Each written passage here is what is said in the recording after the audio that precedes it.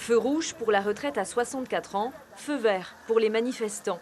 Les syndicats mobilisés une nouvelle fois, ils ont réussi à convaincre 500 fonctionnaires d'État à descendre dans la rue. Les automobilistes ont dû être patients.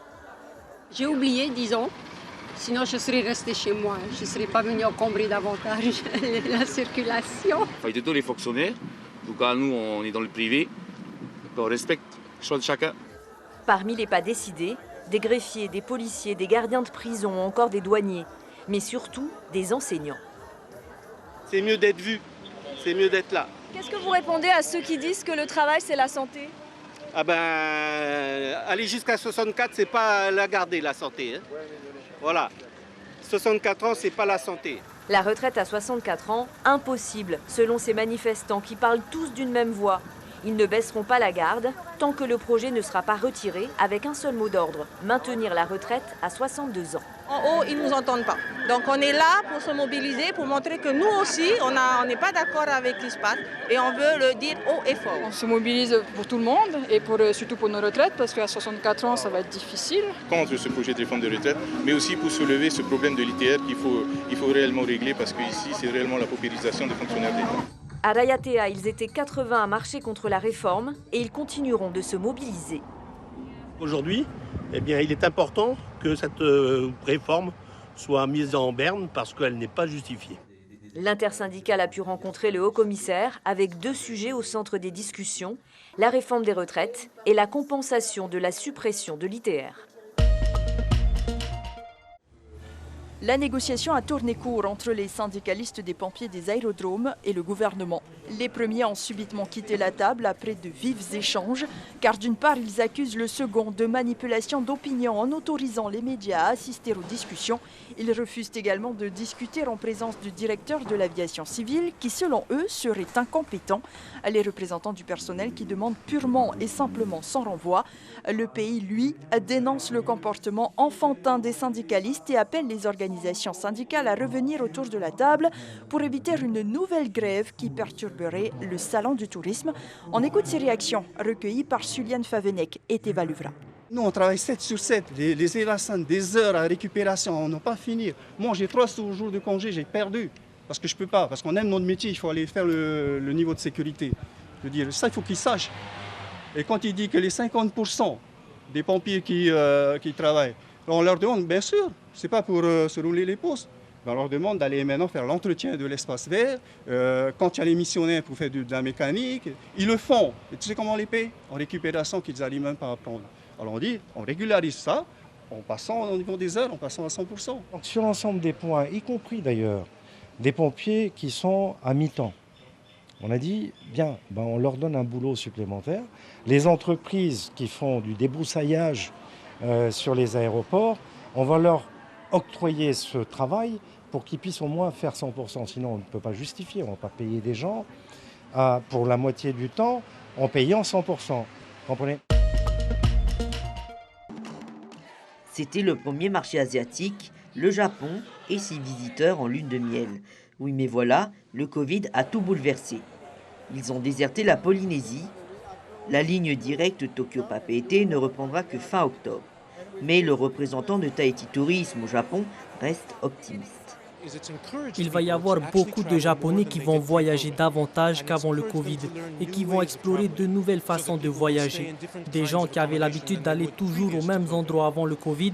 Donc à mesure que le marché va s'ouvrir en 2023 et 2024, nous allons voir des Japonais venir dans les îles polynésiennes car c'est ce que beaucoup de Japonais recherchent aujourd'hui. Après la Chine, les touristes sud-coréens représentent le 3e marché asiatique.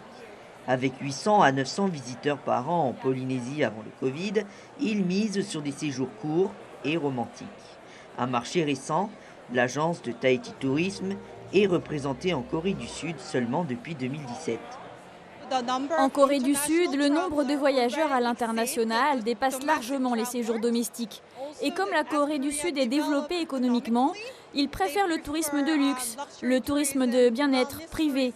Et c'est parfait pour Tahiti. En Polynésie, les prestataires restent partagés. Le marché asiatique est encore frémissant et adepte des séjours de luxe. tous ne parient pas dessus. Ils ne sont pas très aventuriers, donc nous, ce qu'on propose, voilà, c'est un peu de l'aventure. Bon, je ne sais pas si ça va les intéresser, ce qu'on propose, mais voilà, pourquoi pas, peut-être, on verra bien. Ils voyagent à d'autres moments que les Américains ou les Européens. Donc ça nous permet d'avoir un flux de clientèle tout au long de l'année. Et puis ce sont des personnes qui sont à très fort pouvoir d'achat. La Chine vient de rouvrir ses frontières, avec encore beaucoup de contraintes sanitaires. Pour l'heure, la majorité des touristes reste américaine et européenne.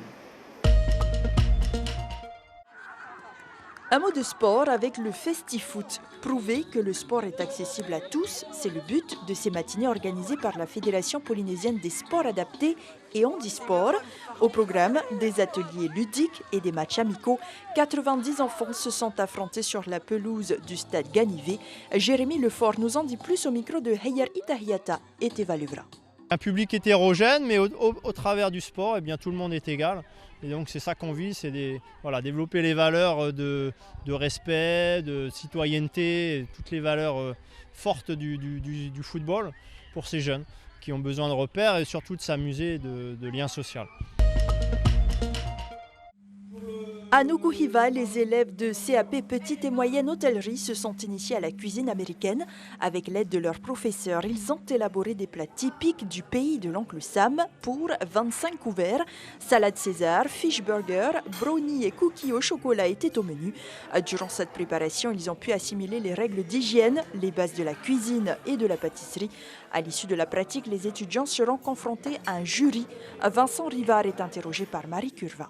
En amont, les élèves ont travaillé par groupe, donc avec moi et les autres professeurs, pour mettre en œuvre ce repas. Donc recherche du menu, des recherches sur la culture américaine, la musique, les animations que l'on a pu mettre en œuvre ici au restaurant.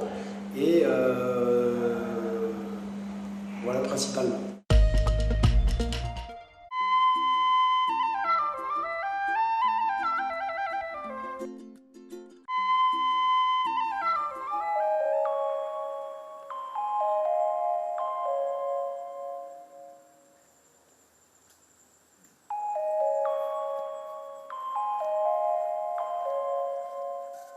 Donc là, on est sur l'île de Akamaru et c'est là que vraiment c'est l'île du Père Laval qui s'occupait surtout de cette paroisse-là.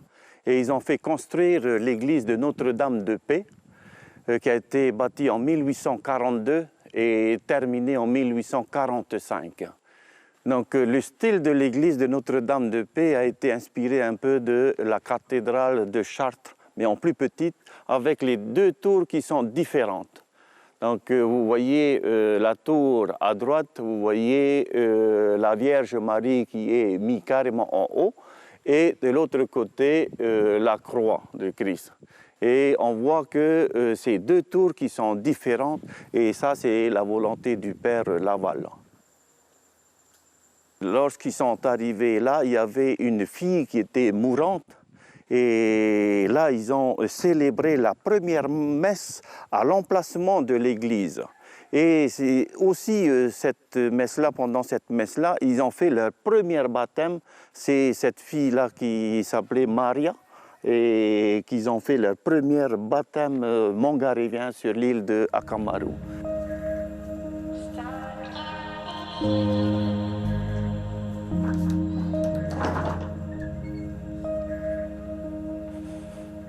On est devant la statuette de la Sainte Vierge avec l'enfant Jésus. Et donc cette statuette-là, elle est en bronze argenté. Et ça a été offert dès 1842 par l'évêque Tepano Josen. Le pèlerinage qui se fait sur l'archipel des Gambiers, c'est que le 15 août, la population de Rikitea ramène la statuette en pèlerinage avec tous les bateaux suiveurs et avec à peu près entre 500 et 600 personnes qui suivent et jusqu'à l'île de Akamaru. Et après, on fait la procession pour que la Vierge Marie repose ici jusqu'au 9 juillet.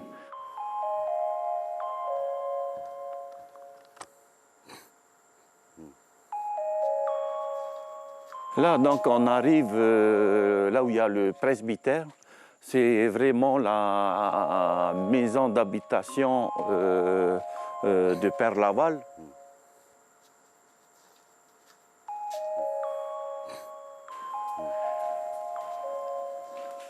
Là, on voit la chambre du Père Laval.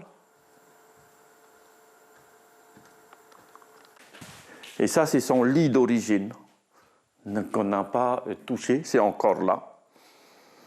Donc, c'est un bois très, très dur et qui n'est même pas termité. On arrive devant le puits d'eau du Père Laval. Et depuis jusqu'à aujourd'hui, il y a toujours eu de l'eau. Donc, c'est jamais sec. Hein? Là, on est devant le four à pain du Père Laval. Et c'est fait en 2 pièces, c'est ce qui est vraiment magnifique. Et des fois, on se demande comment ils ont transporté cette grosse pièce, ces 2-là, pour faire venir sur place, quoi. Hein. Et là, on voit le devant pour mettre donc, du bois. Ils vont faire chauffer les pierres. Une fois que les pierres sont chaudes, ils mettent la braise au côté et après ils mettent la pâte dedans. Et après, ils bouchent. Et là, derrière, vous avez un petit trou qui sert de cheminée, donc pour évacuer, pour que les cailloux, les pierres ne cassent pas. Le règne de Laval a surtout commencé après la mort du père supérieur, père Murphy, et c'est dans les années 56. Et il a eu plein de conflits avec les Européens qui étaient déjà sur place. Et à un moment donné, il a été expulsé de Mangareva et par la suite, qui a terminé sa vie pas vraiment très bien. Il a fini par mourir à Popéari. Et de là, on ne sait même pas où il a été enterré.